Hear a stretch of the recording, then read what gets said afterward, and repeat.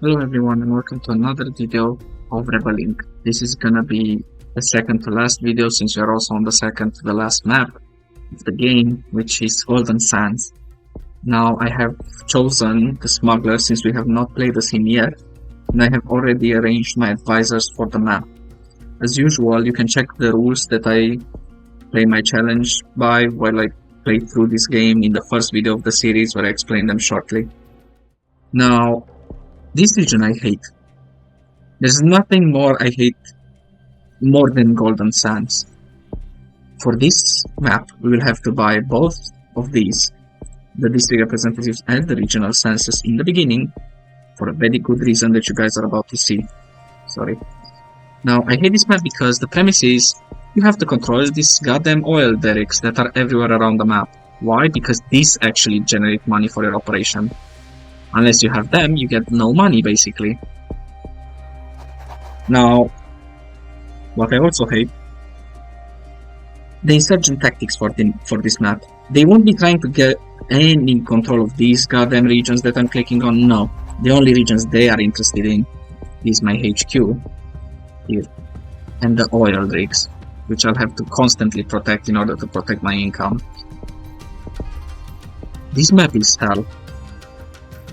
I'm sorry for sounding depressed, I'm gonna be like this probably for the whole video. I hate this map.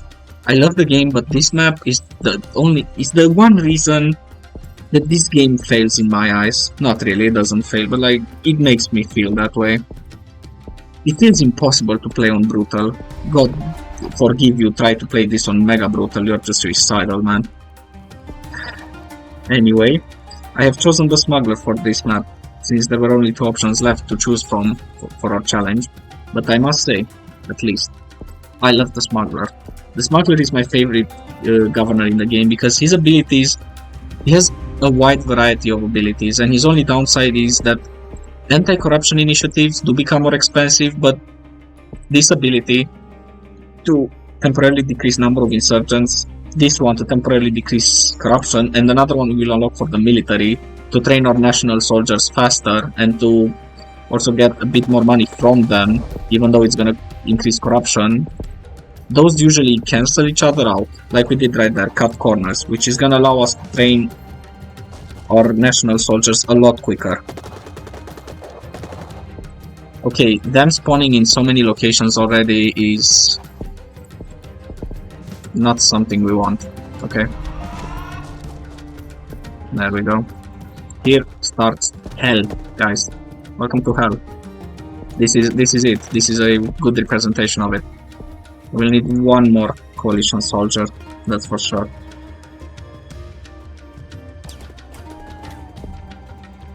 But we will also need to try to stabilize the region, which is gonna be pretty hard.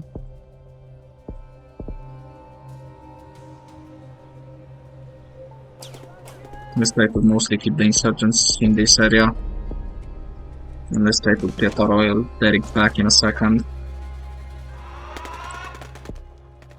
A lot of insurgent activity that is reducing our population or reputation, but we'll take care of that in just a second. Let's save some money for another anti-corruption initiative for now. Okay, we have stabilized that first area, that's good. Yeah, I know that they control an oil derrick. Not much I can do about that, huh? Okay, there we go. And we should also buy... What else should we buy? What else do the people need? More basic sanitation, and we'll also buy vocational training to offer a few jobs in the region before attempting to get more military improvements, since we desperately need them. Maybe, yeah, vocational training. And like I said, one more anti-corruption before actually buying more units. If you could stop moving anywhere but there. This is already bad. But I can't really do much about it, can I? Okay. I'm seeing myself forced to buy a national soldier that I will have to then weaken intentionally to do this. Sell arms, which should get me a lot of money at once to buy another coalition soldier, which I desperately need, man, because the situation is kind of already getting out of hand and I can't really deal with it too much. Another one of the good abilities that this governor offers is military incorporation, which makes us gain money from national soldiers, kind of like how garrisons generated us money for the warlord. The only problem with this is that it will constantly generate us corruption, so we should also buy our last corruption initiative soon. But first we need to buy the local employment drive.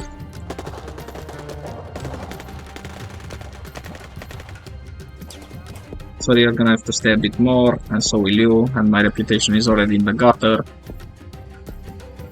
Everything is wonderful, guys. Don't worry. It's all good. It's all perfect. Okay, let's also buy military ink, like I mentioned. Maybe we can finally take control of that oil derrick. Okay, and we need more military units as well. But we also need to buy more stuff for our people. Let's buy the strategic communications. But you know what? Actually, let's first get rid of some of the insurgents. We'll use the Bribe Insurgents right now, which destroys about half of all the insurgent units currently on the map, which should help us quite a bit, for the moment at least. Okay, after buying the strategic communications, we will buy more national soldiers, since we can't rely on our coalition soldiers for much longer. This is something I did not hope at all to see appear right now, but it happened. So fine, take it. What else can I say? Take it, man. We'll also have to make our soldiers stay a bit more around. Sorry. I know you don't want to, but trust me, I wouldn't want to keep you here more than you need to either. But the situation is forcing us. It's clearly forcing us way more than we can handle. They do not want to talk peace, that's fine. Highways, thank you, that's actually useful. We can now move more efficiently across the map using these areas especially. So thanks, that's actually helpful. Okay, now let's finally buy the local employment drive. And then we should buy the development bank, so we can do more remote outreaches, okay? Actually, first let's buy the foreign relations office. Now that it has come up. There we go. Let's send you home and let's replace you with this soldier that was given back to us. Move quickly, please. Thank you. You moved just in time. I'm not being sarcastic, I'm being genuine. That was just in time. Thank you. I really hate that I sound this depressed for this video. I'm sorry, guys. I don't like the map. I'm sorry I insist so much on it as well. I'm gonna do the temporary crackdown. Less corruption for this moment right now, so it can go down by itself a bit. There we go. And then more military initiatives, because we desperately need them. At least the region is stabilizing properly, and I must say honestly, guys, there's no point in lying. I think most of the reason that I am currently doing okay right now, it's because I got lucky. I genuinely think that this map is mostly about luck, and it kind of is, to be honest. You want to go home? Fine, go home. I will not keep you here more than you need to. Corruption is fine right now. Do the people want anything that I have not given them? No. But with the remote outreaches, which should be fine. Okay. Let's keep the situation like this for now. And let's buy one more national soldier, after which we will buy a corruption purge, because corruption is getting pretty high. Even with the temporary crackdown we did earlier, corruption is still pretty high. So we need to keep that in mind, guys. Okay, let's send you home. Let's quickly move you to replace your brother there. Let's do the corruption purge, like I mentioned. And then let's buy one more national soldier upgrade, since they are very important. Trust me, guys. Okay, there's a camp here which worries me so much I can't even say it. Like, I can describe how much it worries me. I will have to buy my last coalition soldier to try to get rid of it. Because that's just an emergency, honestly. It's an emergency, guys. Do I have any roads? I wasn't keeping... I do. Okay, thank you. I have not properly been keeping track of what initiatives my charities have offered me. Why you do this to me, man? It almost sounds like I'm gonna cry. Because I mostly feel like I am gonna. And he's just gonna go for the oil derrick anyway. Yep, he's going... See, this is what I mean. He started here, he did not wait. He's going here, again not waiting. He's going directly for the oil derrick. Because he knows that's where my income is at. Income, whatever, man. You get my point. Don't need to add salt to the wound, no. Do they want to talk peace? They do. Okay. Now, even though I seem to be doing somewhat okay right now, guys. Trust me when I say this, again, it's the same story. Just like it was with that other map, the Black Caves map. This is like... Wait. I think this is like my 20th attempt. I only got lucky enough for them to spawn in these places where I could somewhat contain them. But just to get an idea, it took me around 20 times to get to this point, guys. This map is horrible. I should stop whining, but I can't. I'm sorry. I deeply apologize. Maybe I should shut up. Okay, what else can I do for my people? Electricity. Don't we already have that? No, we don't. Okay, I'm gonna buy it. Hopefully you guys can stop crying about it later. Why am I not building police quarters anywhere? Why did you do that to me as well? You know that's not very nice now. Let's also buy these things. I usually buy them more in the beginning, but the situation did not allow me to do that now, did it? Okay, let's also make civil assistance and civil integration so we can start stabilizing these areas close to the insurgents a bit quicker. Let's also try to push them to this corner of the map. Thank God for this, which is also a lifesaver. The oil lobby list makes coalition soldiers gain additional deployment time when in zones with oil derricks. Which is why I've kept this one, for example, in this oil derrick region almost forever.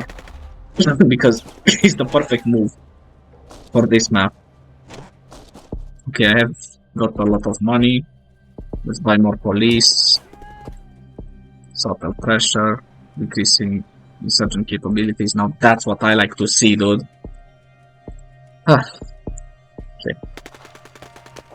Let's also do some land rights and some export agencies to reduce the hostile population effectiveness. And then let's do one more corruption purge, since corruption is pretty much up again. Something pretty common for this map apparently. And for the smuggler in general, but well, corruption is manageable for most of the is easily manageable most of the time, so that's fine. We should be able to manage it pretty much no problem, right? There we go. Yeah. I'm not worried about corruption anymore. There we go, we'll reject this deal, and now we're in the clear. I'm so happy for finally getting over this map, man. I hate it. I'm never playing this map again.